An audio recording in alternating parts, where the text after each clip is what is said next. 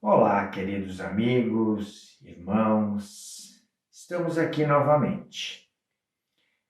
Os canais virtuais da Sociedade Espírita Francisco Cândido Xavier. Está começando mais uma palestra online da Sociedade. Estamos no YouTube, no Instagram, no Facebook. Que Jesus, nosso amigo de todas as horas, nos abençoe, nos fortaleça no seu amor, que possamos desfrutar sempre da sua imensa paz, que possamos ser abençoados neste momento pela sua legião de espíritos benfeitores, pois refletiremos assuntos dos seus ensinamentos. Que assim seja. Queridos amigos, a doutrina espírita se apresenta como consoladora, porque nos ensina o caminho evolutivo, ora nos mostrando como devemos nos comportarmos diante da vida, portanto, das leis de Deus, ora nos recomendando o que não devemos praticar, aquilo que nos impede de evoluir, que nos faz sofrer, que nos afasta da felicidade. O tema de hoje será depressão, doença da alma. Vamos falar sobre um desafio que tem os profissionais das mais diversas áreas da medicina no tratamento desta doença. Tem o Espiritismo uma luz para iluminar aqueles que lhe procuram? Pode contribuir a doutrina espírita com recursos eficazes no tratamento? É o que vamos saber nesta breve reflexão. E ela está pautada neste mês, o nosso trabalho de setembro, porque estamos no mês que é dedicado à valorização da vida. Muitas organizações governamentais e não governamentais, vamos citar uma, o Centro de Valorização da Vida, refletem o assunto e as muitas variantes existentes que trazem perigo ou prejuízo à vida do ser humano. Sendo então mundialmente conhecido como o Setembro Amarelo, o Movimento Mundial de Prevenção ao Suicídio, iniciado em 2015, que visa conscientizar, sensibilizar a população sobre a questão, o grave problema que temos. Havendo estatísticas de que há no país um suicídio a cada 45 minutos, tendo como uma das tantas causas a depressão. Por isso linkamos o assunto hoje. Alguns dados sobre a depressão para nós iniciarmos a nossa reflexão. De acordo com a Organização Mundial de Saúde, a depressão será a doença mais incapacitante até 2025. Hoje já se calcula mais de 320 milhões de diagnosticados. Somente no Brasil, cerca de 5,7, entre 11 e 12 milhões de pessoas são afetadas por esta doença, trazendo imponderável custo de sofrimento individual e familiar que a doença carrega e impõe a todos que com ela convivem. Portanto, meus amigos, vive a sociedade terrestre grave momento na área da saúde emocional e comportamental. Já não bastasse a nossa pandemia de coronavírus, não é? Apresenta-se também a depressão como caráter pandêmico. É uma pandemia, dada a gravidade e a amplitude. Avassala os mais variados segmentos sociais, arrastando verdadeiras multidões ao terrível distúrbio de conduta. As grandiosas conquistas da inteligência, infelizmente, ainda não lograram impedir a sua erupção. Ela vem de forma devastadora, dizima incontáveis belas florações da cultura, da arte, da ciência, do pensamento, da inteligência e do sentimento. Contam-se aos milhões nos países mais populosos aqueles que padecem desta doença perversa. No entanto, é nos redutos de pequena monta que igualmente se encontra insinuante e insensível, paralisando pessoas válidas que, de um momento para o outro, são dominadas pelo terrível morbo, que lentamente as vence, empurrando-as para o desespero interior, o vazio existencial e, não poucas vezes, para o suicídio. Este é o quadro que nos traz essa reflexão dentro do Setembro Amarelo. Utilizando dos livros de Divaldo Franco e Joana de Ângeles, vamos trabalhar o assunto. A primeira etapa saiu do livro Divaldo Responde, segunda edição, 2013. Depressão, tristeza e melancolia. A diferença? Bom, podemos definir da seguinte forma. Tristeza é um ato de introspecção, mas nem sempre é melancolia. Melancolia já tem raízes mais profundas. E quando ela é demorada, ela se torna doença, ela se torna patológica. Todos temos, portanto, momentos de tristeza. Todos também temos momentos de melancolia, que pode durar alguns dias. Se passar disso, nós temos problemas. Então, a tristeza, a gente diz que é a primeira fase, a fase do desencanto. A melancolia é uma tristeza profunda, de duração prolongada. E a depressão é a denominação moderna daquilo que nós até hoje chamamos de melancolia. É o transtorno da melancolia aprofundada. Causas. O que causa a depressão?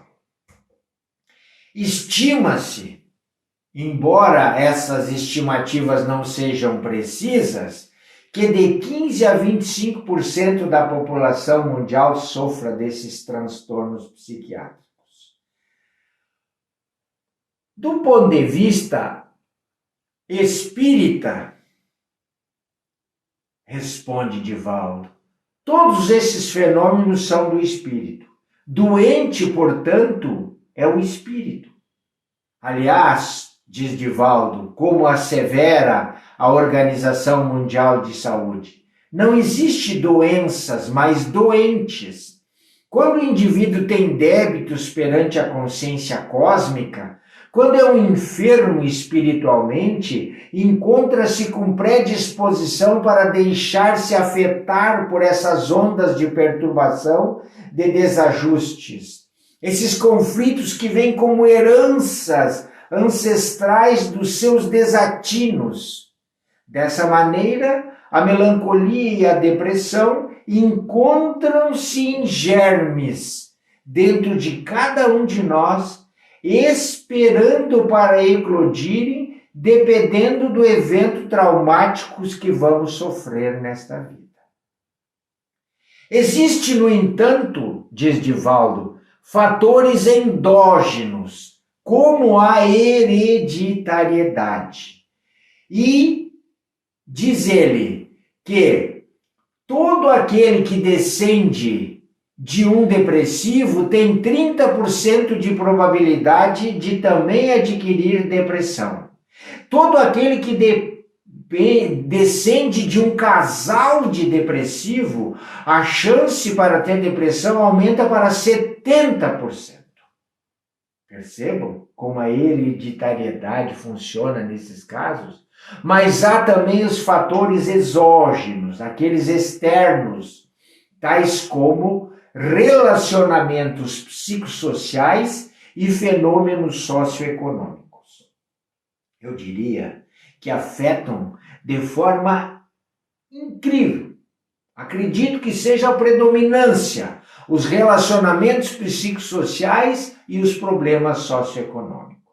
As induções e efeitos desses relacionamentos traduzem-se em ansiedade, em medo, em solidão e em ocorrências denominadas como perdas. E o que o Espiritismo está fazendo no meio de tudo isso? O Espiritismo, no seu paradigma científico, apresenta uma terceira psicogênese, além dessas duas, que são os fenômenos perturbadores que denominamos de causa e efeito, defluentes das encarnações passadas de cada espírito. Nesta lei encontra-se os fatores predisponentes e preponderantes para a instalação dos transtornos academicamente considerados como depressivos.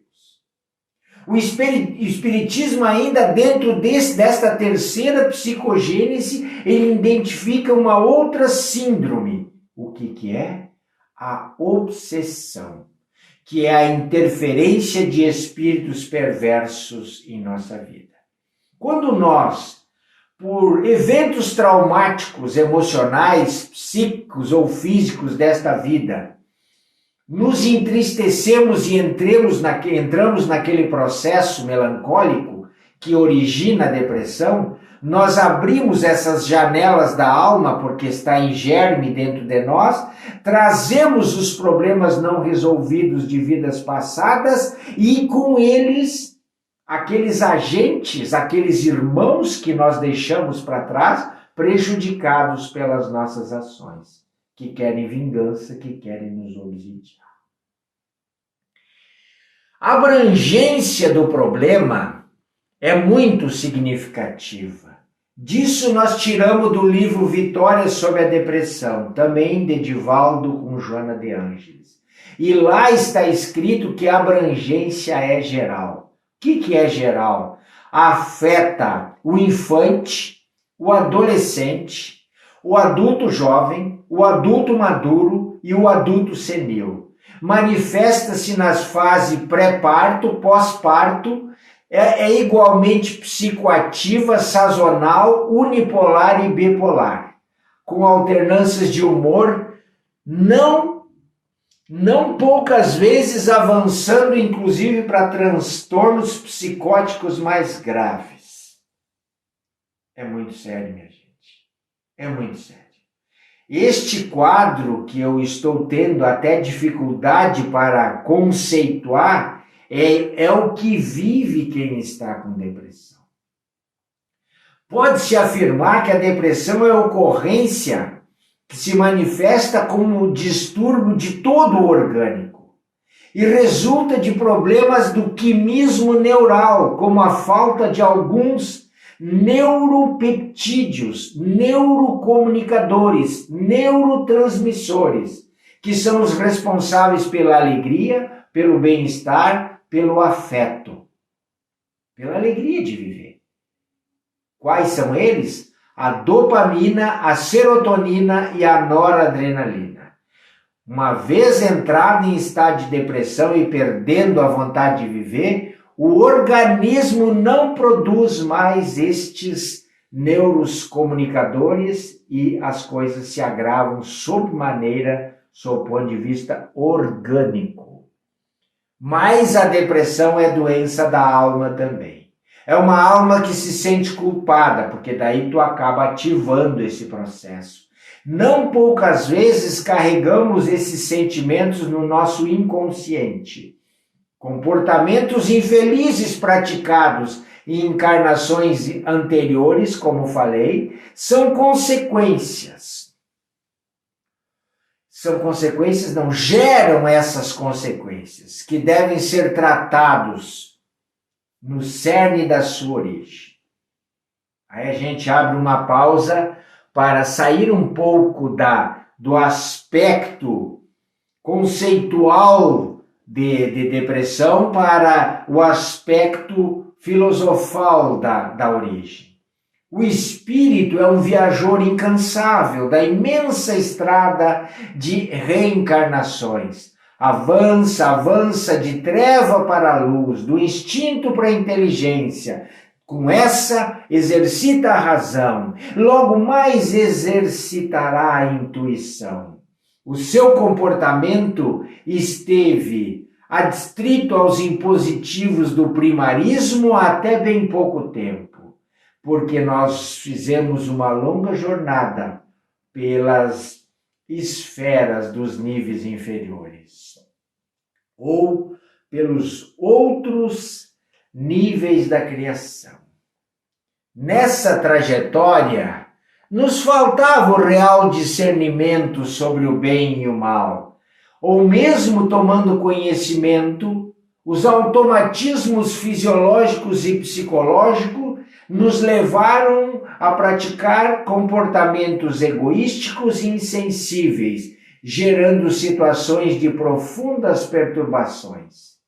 Ora porque infelicitamos outros e agora nos sentimos no dever de ressarcir os erros, de retificar as condutas, de resgatar os males praticados. E o sofrimento, a gente sabe, é um dos admiráveis mecanismos oferecidos pela vida para continuarmos evoluindo.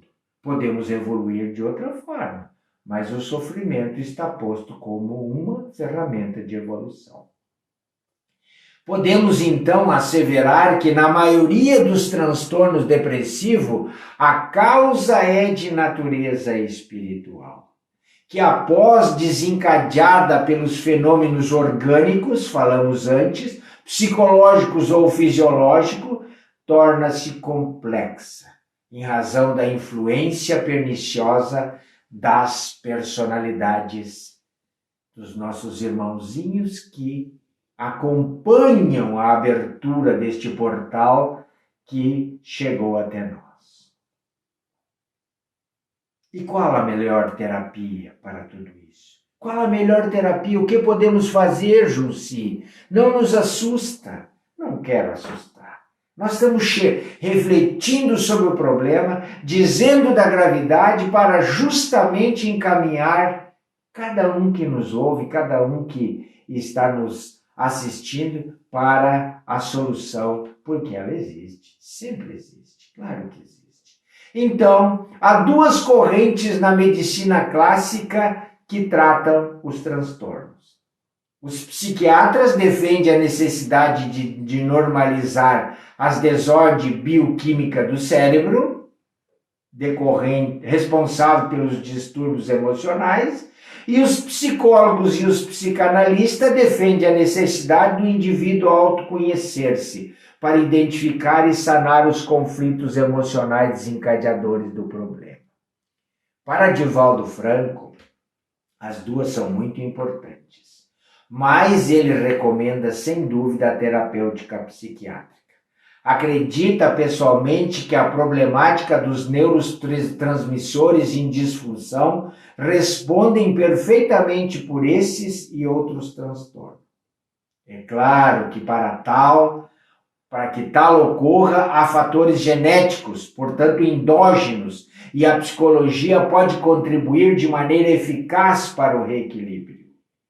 Mas sem dúvida, diz ele, a terapia psiquiátrica, utilizando os medicamentos específicos, irá contribuir com maior eficiência para a solução do problema. E o Espiritismo? Onde fica o Espiritismo?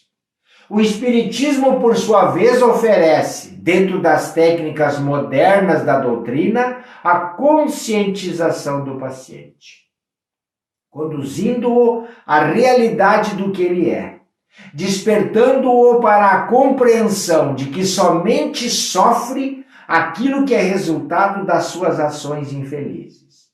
Desse modo, lhe propicia a visão em torno da evolução reencarnacionista de que estes são efeitos de outros males praticados em outros tempos, e que a mudança atual da conduta, mediante a ação da caridade, no bem que possa fazer, na reflexão, na oração, na prece, ele irá adquirir méritos consideráveis e, por extensão, reequilíbrio neuronal, porque o perispírito recebe reforços de energias saudáveis. E é o perispírito o modelo organizador biológico do corpo físico. E no centro espírita, então, que está ligado ao espiritismo, que tipo de atendimento nós podemos ter? Vejam como nós já estamos encaminhando a nossa reflexão para as soluções. A função do centro espírita é estar ao lado da ciência. Como esclareceu o codificador, a ciência tem sua própria metodologia e o espiritismo não veio substituí-la, mas completá-la, indo, portanto, além das suas conclusões, pois a ciência estuda os efeitos, enquanto que o espiritismo remonta às causas.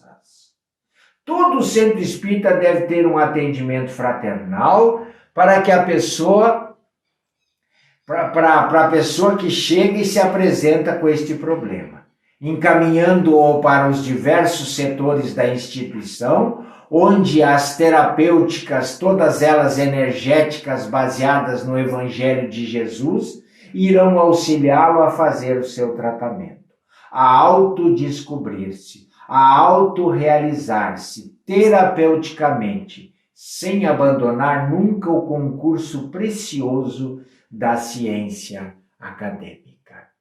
Também retiramos dos livros Vitória da Depressão, de Joana de Ângeles, os conselhos desta benfeitora sobre como devemos lutar contra a depressão.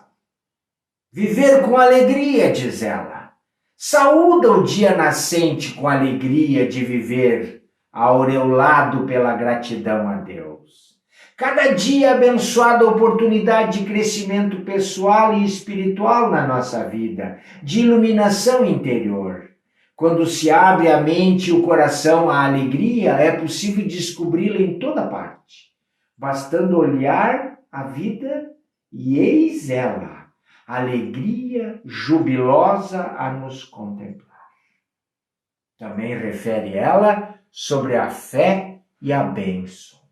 Muita falta, diz ela, faz a fé religiosa no ser humano moderno.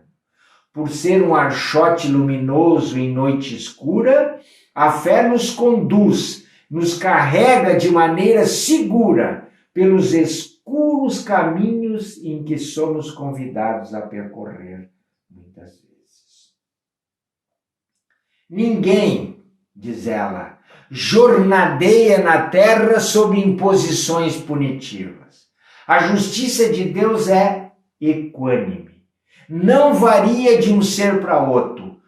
A todos apresenta-se de igual maneira, conforme rege as leis da natureza. Então, aconselha ela, uma existência laboriosa, ativa, guiada pela mente edificada no amor e na solidariedade, transforma-se num verdadeiro arquipélago de saúde. Cada espírito é responsável por tudo que lhe acontece. Se pretendes bem-estar, saúde e alegria, envolve-te na luz do amor, edificando-te interiormente mediante o cultivo dos pensamentos superiores, não se permitindo angústias desnecessárias, ansiedades injustificáveis, medo sem lógica, solidão egoísta. Entrega-te, finaliza ela, entrega-te a Deus e nele confia integralmente, certo de que nunca estaremos sós. Porque seu amor vige em todo lugar e mantém a harmonia universal. Podemos, portanto, adquirir saúde e preservá-la se resolvermos por sermos felizes e se empenharmos na execução de um programa iluminativo de nós mesmos. Já encaminhando a nossa reflexão para os finalmente, não podia deixar de dar uma orientação ao sofrimento dos familiares. Além daquele que vive os distúrbios emocionais da depressão, os parentes mais próximos, pai, mãe, marido, esposa, filhos, sofrem uma carga muito grande de angústia e de aflição. O que a gente diz para eles? Divaldo responde: amem seus familiares. Toda vez que num grupo familiar acontece algo perturbador, todo o grupo está em curso no mesmo débito. Não somos viajantes solitários, somos grupos espirituais que constituímos famílias biológicas e famílias espirituais. Quando temos um paciente com depressão, todos estamos afetados. Então, ao invés da exigência para que ele reaja, a paciência e a bondade. Porque o paciente não pode reagir. Porque tem carência de serotonina, de noradrenalina, de dopamina. Isso produz um estado de morte interior. Que lhe demos segurança, simpatia, afetividade e o estimulemos a terapêutica e insistamos com ela mesmo que ele se negue, mas não nos deixemos dominar pela revolta ou pela amargura para não assimilar essa energia deletéria, porque fazemos parte do grupo que um dia também feriu a outra. Esse é o nosso recado de hoje. Espero que neste Setembro Amarelo tenha contribuído para a reflexão de valorização da vida. Que todos fiquem bem e vamos nos preparar para a nossa oração de encerramento. Serenando os nossos corações, elevemos o nosso pensamento a Jesus, ao nosso divino Criador, ao nosso querido Bezerra de Menezes.